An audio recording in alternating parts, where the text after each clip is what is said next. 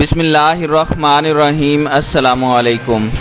پاک فوج کے سربراہ جنرل قمر جاوید باجوہ نے دو ٹوک الفاظ میں واضح کیا ہے کہ کسی غیر قانونی دستاویز سے کشمیر کی حیثیت تبدیل نہیں ہو سکتی۔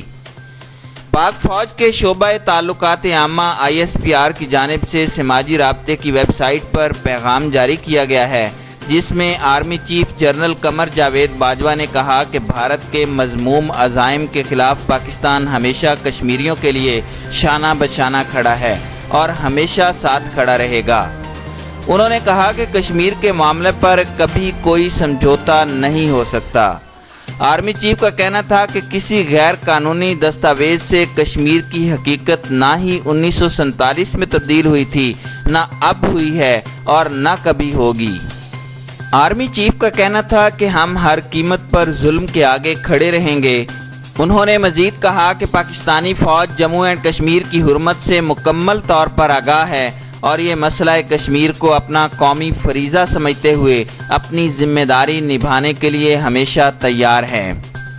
دوسری جانب وزیر خارجہ شاہ محمود قریشی کا کہنا ہے کہ اقوام متحدہ کی سلامتی کونسل کوئی پھولوں کے ہار لے کر نہیں کھڑا ہوا اور سلامتی کونسل کے مستقل ارکان پاکستان کے لیے مشکلات پیدا کر سکتے ہیں۔ آزاد جموں اینڈ کشمیر کے صدر سردار مسعود خان کے ساتھ پریس کانفرنس کرتے ہوئے شاہ محمود قریشی نے کہا کہ بھارت میں دنیا کے کئی ممالک کے مفادات موجود ہیں۔ شاہ محمود قریشی نے کہا کہ ہم امہ اور اسلام کی بات کرتے ہیں، لیکن امہ کے محافظوں نے بھارت میں سرمایہ کاری کی ہے اور وہاں ان کے مفادات موجود ہیں۔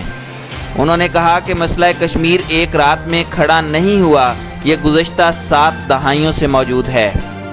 وزیر خارجہ نے کہا کہ کیا یہ 5 اگست کو شروع ہوا؟ کیا اقوام متحدہ کی قراردادیں پہلے سے موجود نہیں تھیں؟ کیا پہلے دفتر خارجہ موجود نہیں تھا؟ کیا گزشتہ 30 سالوں میں کشمیر میں قتل عام نہیں ہوا؟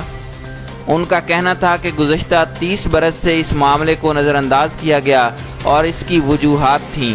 30 سالوں سے تجارت اور امداد کی خاطر مسئلہ کشمیر متاثر ہوا۔ شاہ محمود قریشی نے کہا کہ جذبات بھڑکانا اور مشکلات پیدا کرنا آسان ہے، لیکن کسی مسئلے کو سمجھنا اور اس کے لیے آگے بڑھنا مشکل ہے۔ وزیر خارجہ نے کہا کہ سلامتی کونسل میں کوئی پاکستان کے لیے پھولوں کے ہار لے کر انتظار نہیں کر رہا۔ سلامتی کونسل کے 5 مستقل ارکان کوئی مشکل پیدا کر سکتے ہیں۔ انہوں نے کہا کہ کیا آپ کو کوئی شک ہے؟ آپ کو کوئی شک نہیں ہونا چاہیے، لوگوں کو احمقوں کی جنت میں نہیں رہنا چاہیے۔ شاہ محمود قریشی نے مزید کہا کہ کشمیر اور پاکستان کے عوام کو اس بات سے آگاہ ہونا چاہیے کیونکہ حالات ہمارے حق میں نہیں ہیں۔ شاہ محمود قریشی کا مزید کہنا تھا کہ مسئلہ کشمیر سے متعلق سفارتی کوششیں اس وقت تک نتائج پیدا نہیں کر سکتیں جب تک دنیا بھر میں پاکستان اور کشمیر کے تارکین وطن اس جدوجہد کو لے کر آگے نہیں چلتے۔ ان کا کہنا تھا کہ تارکین کو سامنے آ کر اس مسئلے کو پوری قوت سے اجاگر کرنا چاہیے۔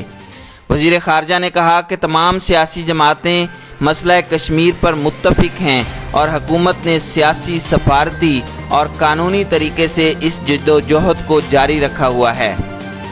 شاہ محمود قریشی نے اپوزیشن جماعتوں سے کشمیر کے معاملے پر سیاست نہ کرنے کا بھی زور دیا۔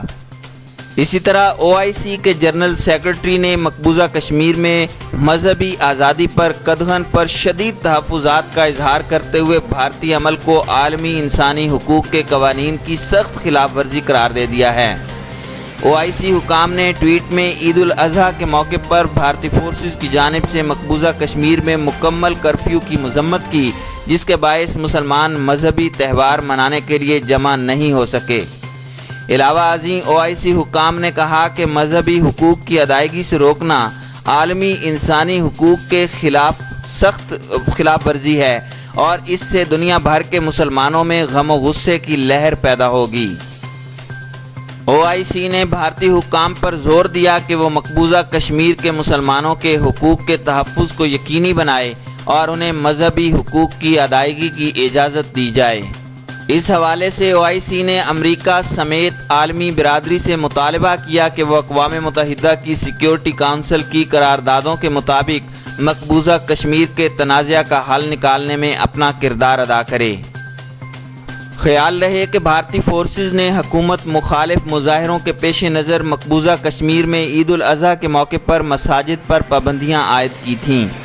دوسری جانب مقامی افراد نے بتایا کہ بھارت نے ہمالیہ خطے کی سب سے بڑی مسجد جامع مسجد کو بند کر دیا تاکہ لوگ بڑی تعداد میں جمع نہ ہو سکیں۔ واضح رہے کہ بھارت نے 5 اگست کو مقبوضہ کشمیر کی خصوصی حیثیت کے خاتمے سے قبل ہی وادی میں موبائل اور انٹرنیٹ سروسز معطل کر کے کرفیو نافذ کر دیا تھا۔